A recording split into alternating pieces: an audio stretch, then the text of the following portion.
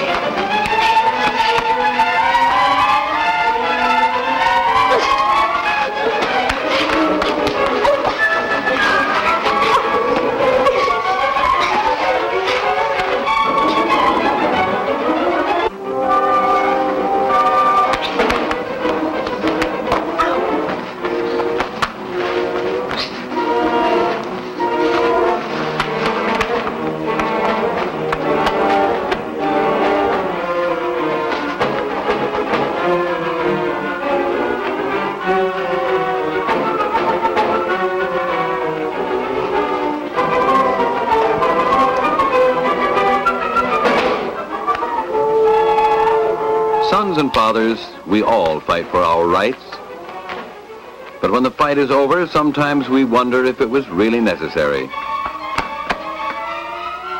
What misunderstanding started it? In this fable, the misunderstanding was ridiculously trivial. Or was it?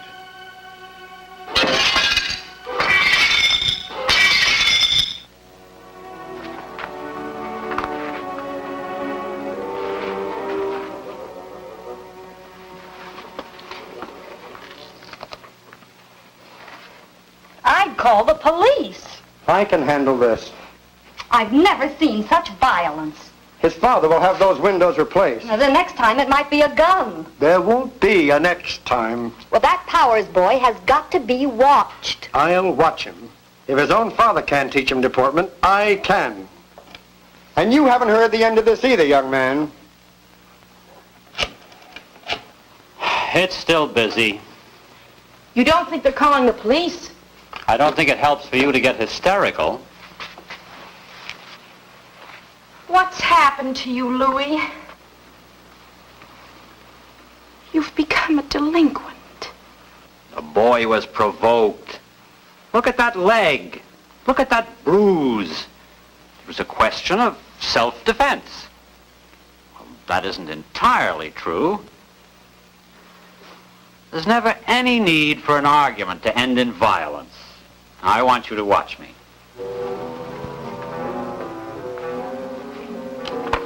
I'm going to show you how a man settles his differences. I'm going to listen to the other fellow's point of view. I'm going to talk it out. I'm going to show you how to settle a difference, Louis. What are you going to do now? Put the blame on your own son? I intend to give him some advice in personal relations, if I may. Well, I don't see that it matters who started the quarrel. It was Louis Powers who threw the bricks. Not bricks, Betty, stones. You'll have them hand grenades before long. You would think they'd make some attempt to get in touch with us, now wouldn't you? Not if you knew power like I do, you wouldn't. Francis! Stop picking! I've watched that cheap operator work long enough to know how to handle him.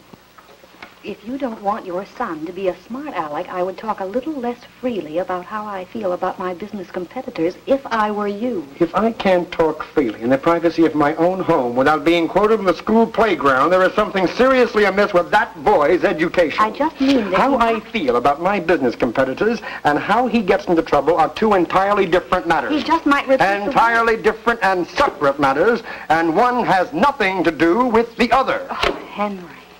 Louis, don't twist your leg like that. What are you going to do? I'll tell you what I'm going to do. I'm going over there and see what's the matter with their phone. It's busy. That's all that's the matter with it. Did it occur to you that it might be off the hook? Why would it be off the hook? That's what I'm going to find out. Now, Bert, there's no reason to think that people Please, it's a pretty peculiar situation, isn't it, when the injured party is trying to avoid me. Not that he doesn't make a practice of trying to avoid Now, me. look, Bert, I don't want you to go over there when you're angry. I'm going over there and get to the bottom of this thing. And I'm going to conduct myself like a reasonable man. And I don't believe, Janice, that you have any reason to think that I can't settle a difference in a sensible manner and come to a fair agreement.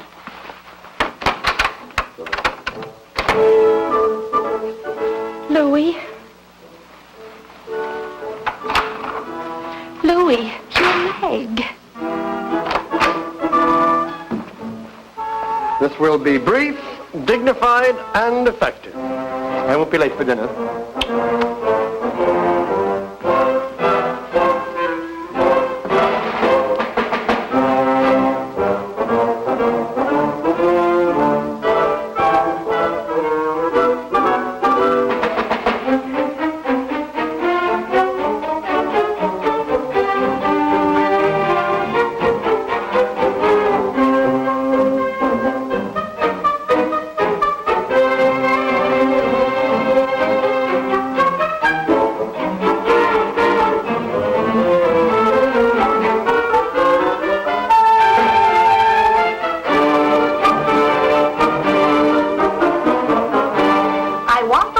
Fixed on Tuesday by the time the girls come. And I don't care who foots the bill. Those windows will be fixed when Power gives me the money, and not 1 second before.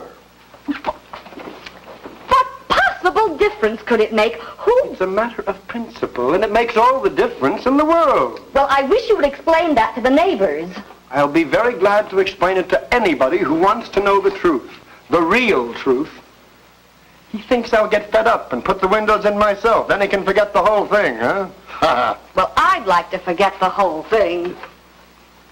If my father, or grandfather, or great-grandfather gave in to every sharp operator that came through this town, do you suppose our family would still be in business today? Henry, when are the windows going to be fixed?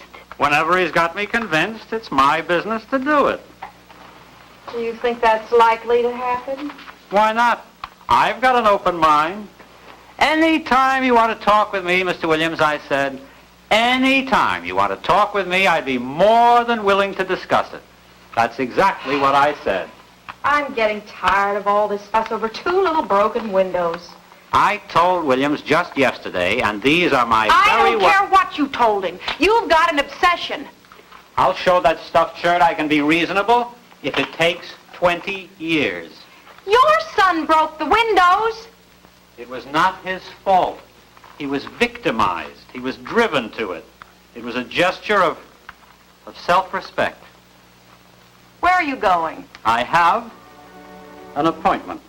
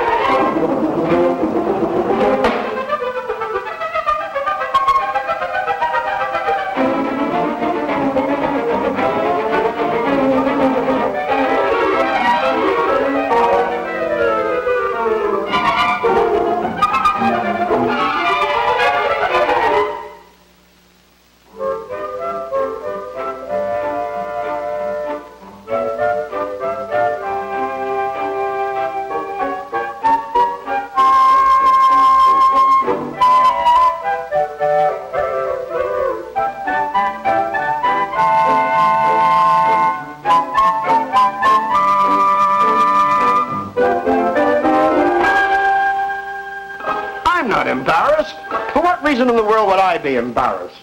Power is embarrassed. There stand those windows that the whole town knows about. A reproach.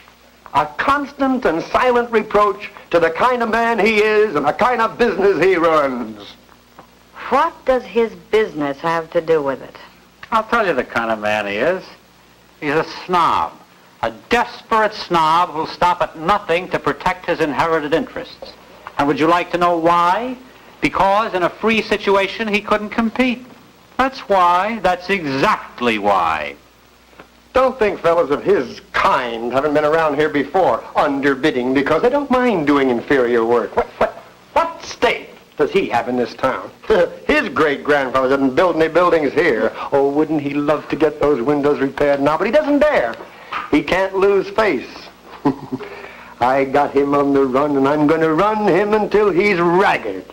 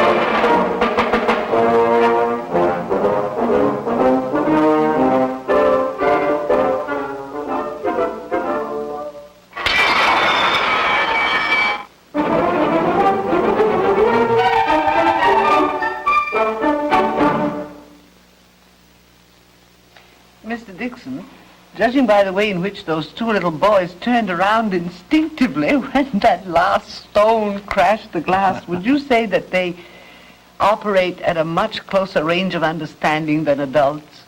Yes, I should think so. I think that their limited experience has been of such that, well, we might say that they have not become contaminated with the ways of the world. This is quite true, I feel, and I'm wondering if there is some way that society could go ahead and develop these inherent values. We feel that children are born with them. And what can we do to keep them from picking up our bad habits? Well, I think that we can provide the kind of environment in our world that will be conducive to the healthy growth and development of our children. Specifically in our homes, I think, is where we must begin first. And I think the increasing attention that is being given now to our home life, the increasing concern about working mothers who spend a great deal of their time away from home and therefore do not have an opportunity to give their children the parental care, the love that is really needed for them to develop, to provide the kind of atmosphere in the home that will enable them to grow. In the apparent relationship between the husbands and wives, in this particular case, we see quite different personalities. I'm wondering if in the men, do you see anything about the need for these men to feel that they have to meet the standard of the male image? They have to be the boss. They're trying to show how the man should take charge. Do you get any feeling of this? Yes, and then here is something which is always a problem, I guess. Williams, the man whose window was broken, he's an old settler in the community. He's an old-timer. His parents lived in this community. They had business there, and they'd established a reputation. And here Pa was this new fella coming in, trying to barge in on their business, to show him up, to underbid him, you see. This was really puncturing his pride, and he couldn't take it. Pa was, on the other hand, rejected Williams because Williams was a stuffed shirt. He thought he was better than anybody else. And I think all of this was involved. Powers was striving to show Williams that he was just as good as he was. And Williams wanted to convince Powers that he did not have to stoop to some of the newcomers who were coming into this community. So this creates the kind of environment that ends up by destroying the instinctive sense of judgment of children who are born without prejudices about who came there first or whatever other differences there may be. Now, this seems to me to be the crux of that entire problem. The status that created a barrier to understanding, and the women had much less of a feeling. I mean, these were windows, you know, and your guests were coming, and you didn't want to have a house with broken windows. The women came down to realistic facts, and it didn't matter who was better than which one. Is this, would you say, a tendency of the male because of the competitive aspects of business, or what do you think? To remain estranged? Yes. Well, I guess so. It's a matter of wanting to appear to be a man, you see, before my children. The boy, you know, thinks that Dad can whip everybody else in the neighborhood, and Dad wants to live up to this expectation.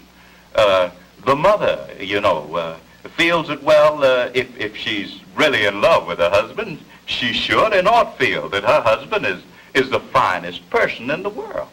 And I think that sometimes we men act in such ways, especially when we are around our wives and our children, that belie what we really believe and the kinds of persons that we really are.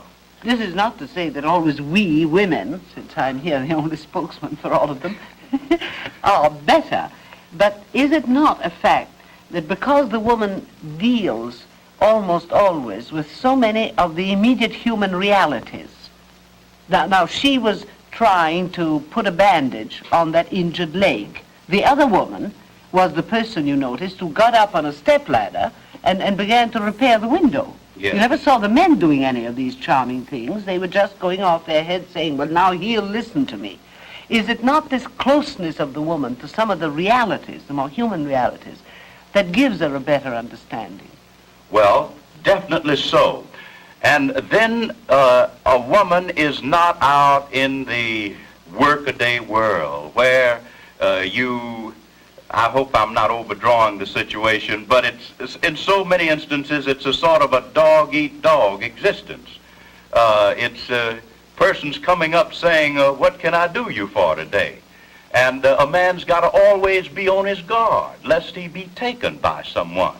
And so we build these fences. We develop a certain amount of self-centeredness. We say it's, vested self-interest. But I've got to be sure that this fellow, I'm always suspicious of him. I just don't know what his motives are. If I give an inch, the next thing, this fellow might expect me to give a mile. And I've got to be sure that I don't give this inch so that down the line I'll have to give a mile. Are you firmly convinced that Christians got along together better than non-Christians? Well, now, if we say if a person is truly a Christian, do you see, where an individual is concerned about another person, where an individual loves another person and he is self-giving, he makes an effort to put himself in the place of another individual. Or to use a word, he empathizes with this individual so that he would not treat this particular person in any way that he would not want to be treated himself. Now, if a person is truly making an effort to live in accordance with the principles and teachings of Jesus Christ, then I would say that it is easier for Christians in this sense to get along than non-Christians. But there are professing Christians, persons who have a theoretical belief or an intellectual assent to a belief in Jesus Christ. But there is a wide variation or a wide gap between what they preach or what they believe and what they actually practice in their everyday life. This is a great charge that is made currently against Christian people, regardless of their nationality, by the overwhelming majority of the people of the world who are not Christian. Yes. That we are much more prone to preaching and then not to practicing. Yeah. But I wanted to ask you another thing, Mr. Dixon. Do you think that here, you remember one of the fathers said, talked about self-respect, as if self-respect were vested in attacking or counter-attacking or getting revenge. Yes. What is your interpretation of that as an example to set to children? Well, I think that his point of reference as to the basis for his self-respect is not insofar as his relationship to another individual is concerned. Certainly this is involved, but there is a prior relationship involved in one's self-respect, and that is a relationship to God, from whom I derive my selfhood. Well, St. Augustine made the statement, our souls are restless until they find their rest in Thee. We gain our selfhood as a result of, we realize our true selfhood as a result of this relationship to God. And once we have this, then our relationship to another individual takes on an entirely different color, do you see? So that we can lose ourselves in order that we might find ourselves. This is so difficult to practice all the time, though, isn't it? Especially when all the drives in the society around us tend to emphasize an altogether different type of self-respect. How do you give Christians the courage to live up to this very essential practice? Well, this is the difficult question, because right now I'm struggling with this. How do you preach to people living in a world where status and materialism has them in its grasp, where the organization man is really the man? It's how well you conform to the status quo that determines how high you rise or how successful you are. But the individual who stands out and who stands up for what he believes so very often is passed by and is considered a misfit or a nonconformist, or an individual, for example, who's fighting for freedom and equality and justice in these United States in which we live today, for the principles for which the founding fathers of America died. Many of these persons are dubbed as communists, you see, because they are not joining the persons who are saying and accusing everyone who does not go along with them that they are communists, you see. They are being influenced by the communists. Do you feel that the church might at some time be setting perhaps a bad example? We do have conflict within our churches, and we do have misunderstanding. Do you think that there's a possibility that at sometimes they're using the language of understanding while it goes along and its actions continue to increase misunderstanding? Do you think the church is guilty of this? Definitely so. I don't want to indict the church, because I think the church is the only hope, and I may be getting a little defensive here, and I'll admit it. But I think that the church is still the hope in this present world situation. And I think there is still the possibility of redemption. Now, there are several prophets on the scene today who are saying that maybe it's too late now for the church to really take its rightful place and exert the kind of influence that it should exert. But I don't think that we're beyond redemption. And if I might just use one person from the Bible, Peter, you know, weak-willed, tempestuous, who denied Christ, but as he moved away from his denial on the day of Pentecost, he had an experience that changed his entire life. And I think that it's still possible for persons in our day and time to have the kind of experience that Peter had. Peter was growing. There were still some undeveloped areas in his life. But once he had this experience on the day of Pentecost, there was still this reluctance to live in accordance with what he really professed a belief in. But he was able to overcome it, and I think it was dramatized in his experience in the household of Cornelius, the Roman centurion, when he reached the point where he could say, "Of a truth I perceive that God is no respecter of persons." I think that if we can help people to maintain a relationship with the church, and if those of us in the church who are leaders in the church will set the kind of example that will enable people to enlarge their visions, to deepen their understandings, I think that there is still hope. We never saw the mothers, did we, or the fathers thinking of the abominable example they were setting to their respective children.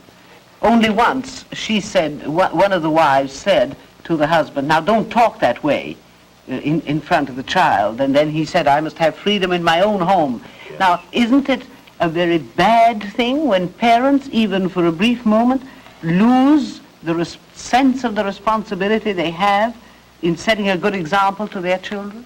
It is, because so much that the children learn is learned indirectly.